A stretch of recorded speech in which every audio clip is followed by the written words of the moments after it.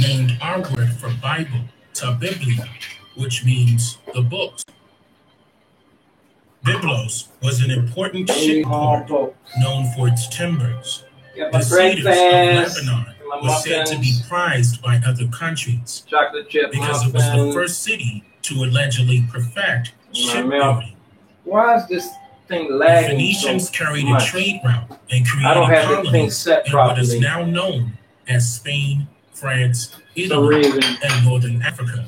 And I don't while have- traveling to different I don't have my locations meant learning different languages and thing written set scripts, properly. which in fact took time to Getting a study and very understand, the long Phoenicians lag. allegedly decided to come up with the 22 symbols that we recognize ready today as an alphabet.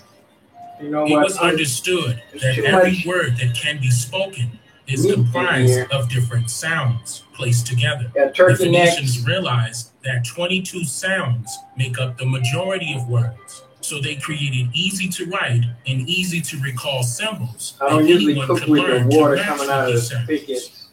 It was also said that every one of these sounds were consonants, but many of these sounds were in But, fact vowel sounds, disguised as a consonant symbol or letter. We're gonna put some Many kale. of these letters have since expanded into what is now known as the English alphabet. This is why you will find a few I letters need a of the bigger English pot. alphabet having the same exact sounds and symbols, and in some cases having I the already same know I sound washed with this different already. symbols.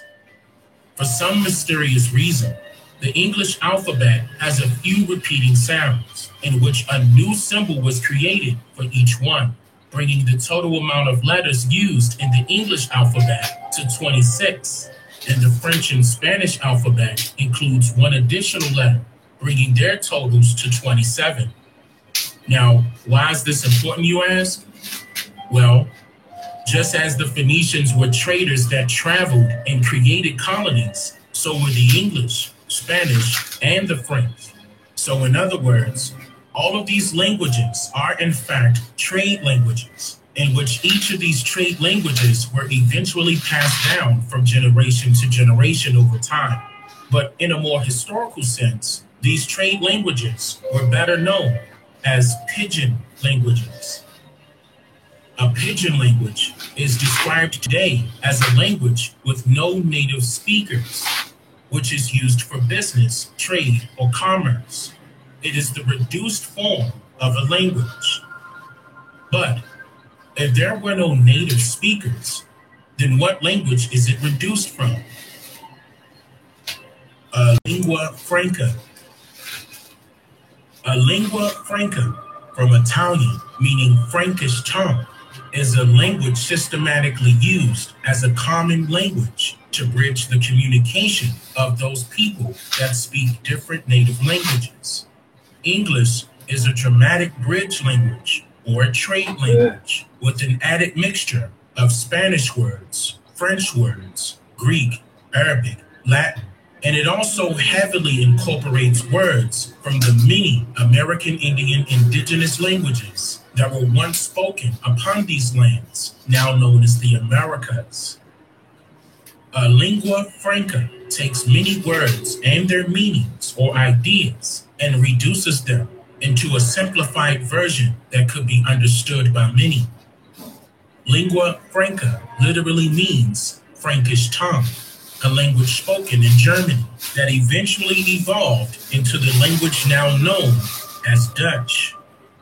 What is also very important to note here is that pidgin languages and lingua francas claim to have no native speakers, but that is very far from the truth. The process, which is used to simplify a language, also seeks to reduce the origin of the word spoken.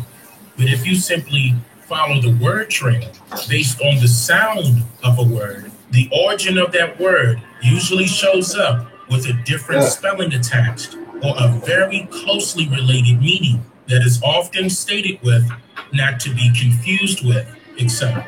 Or the origin of that word could be closely related in meaning and just misunderstood.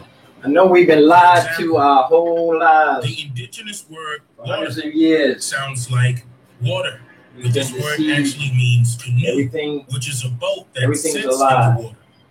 So pointing at the canoe in the water and saying water could have been mistaken by a foreigner as the liquid that was surrounding the canoe. And yet it is now our English word for water. Why do you think they never had any more races around the world? The same language, hidden behind different spelling. No one has tried to cross the Atlantic but closely related Ocean since that lady with different disappeared. Pronunciations in different dialects.